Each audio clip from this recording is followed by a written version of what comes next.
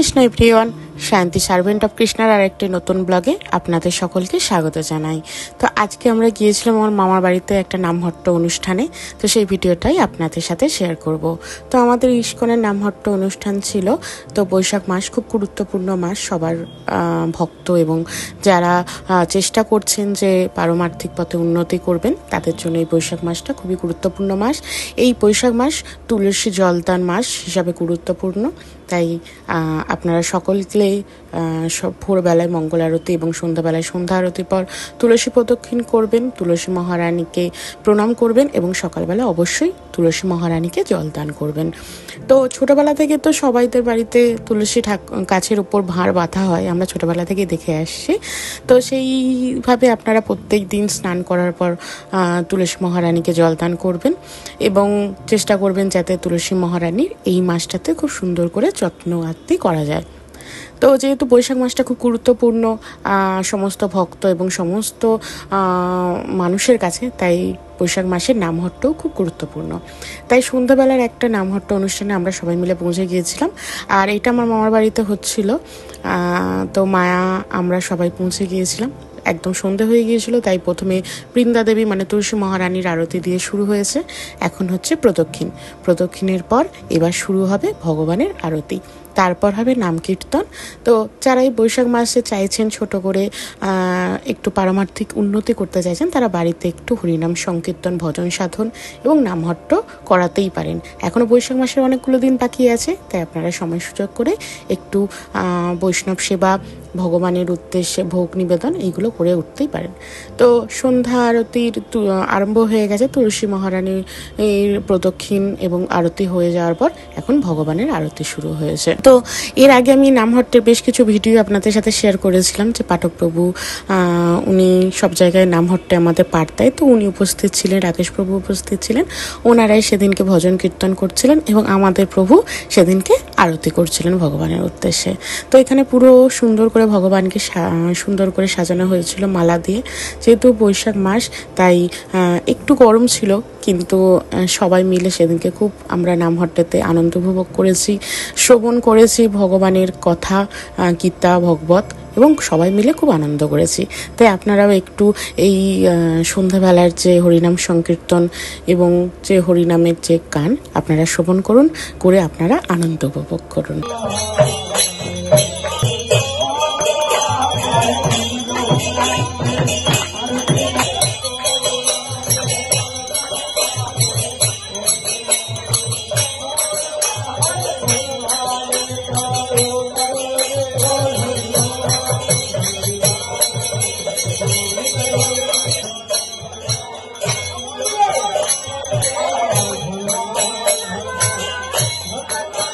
এইভাবে সন্ধ্যাবেলায় সন্ধ্যা আরতি হচ্ছিল। তারপরে প্রভু এক এক করে সন্ধ্যা আরতির নিয়ম অনুযায়ী ধূপ, তারপরে প্রদীপ, তারপরে জলশঙ্খ, তারপরে রুমাল, তারপর পুষ্প এবং সর্বশেষ চামর এবং ময়ূর পাখা দিয়ে সেদিনকে আরতি করে দিয়েছিল। তো প্রথমে বৃন্দাদেবী আরতিটা আমার মাসি করেছিল, তারপরে প্রভু ভগবানের আরতিটা করেছিল এবং তারপর হবে নৃসিংহ আরতি। তো এই রকমভাবে আরতি চলতে চলতে একটু নৃত্য কীর্তনও করছিলেন মাতাজিরা। ভগবানের সংকীর্তনের সাথে আনন্দে তাল মিলিয়ে নৃত্য কীর্তন করা খুবই গুরুত্বপূর্ণ। তো নামহট্টের সমস্ত যে পাঠ সেটা এখন শুরু হয়ে গিয়েছিল, নৃসিংহ আরতিও হয়ে গিয়েছিল। এখন বেশ কিছুক্ষণ ধরে প্রভু এখন আমাদেরকে একটু ভগবানের কথা শ্রবণ করাবেন, গীতা পাঠ শ্রবণ করাবেন এবং ভগবত কথা শ্রবণ করাবেন। তো পাঠের মাঝখানে খুব সুন্দর এখানে বাজি ফাটছিল, যেন মনে হচ্ছিল আমাদের নামহট্টের উদ্দেশ্য করেই সুন্দর করে সেদিনকে বাজি ফাটছিল। তারপর এখানে প্রথমে বৈষ্ণব বন্দনা হয়েছিল, তারপর গুরু বন্দনা হয়েছিল এবং তারপর নিতাই চাঁদের বন্দনা হয়েছিল। তো একে একে প্রথমে পাঠক প্রভু একটা কীর্তন করলেন, তারপরে রাকেশ প্রভু কীর্তন করলেন, তারপর আমাদের ঢালি মাতাজি যিনি আমাদের শিক্ষাগুরু, আপনারা জানেন অনেক ভিডিওতে আমি বলেছি যে আমাদের শিক্ষাগুরু ঢালি মাতাজি, তিনি খুব সুন্দর করে একটা ভজন করেছিলেন, নিতাই ভজন। তো এই সমস্ত কিছু দেখে আমাদেরও মনে হচ্ছে যে আমাদেরকে আরও সুন্দর করে ভজন শিখতে হবে, আরও সুন্দর করে ভজনের অংশগ্রহণ করতে হবে, যাতে আমরাও খুব সুন্দর করে ভজন কীর্তন করতে পারি। তারপর সমস্ত কিছু ভজন কীর্তন হয়ে যাওয়ার পর এখন প্রভু নামহট্টের পাঠ দিচ্ছেন। এই নামহট্টটা নর্মালি ঢালি মাতাজির বাড়ি প্রত্যেক রবিবার 15 দিন ছাড়া ছাড়া হয়। তো যারা এই নামহট্টে আসতে চান কালীবাড়ি বাগনানে, তারা কিন্তু মাতাজির বাড়ি যেতে পারেন, 15 দিন ছাড়া ছাড়া হয়।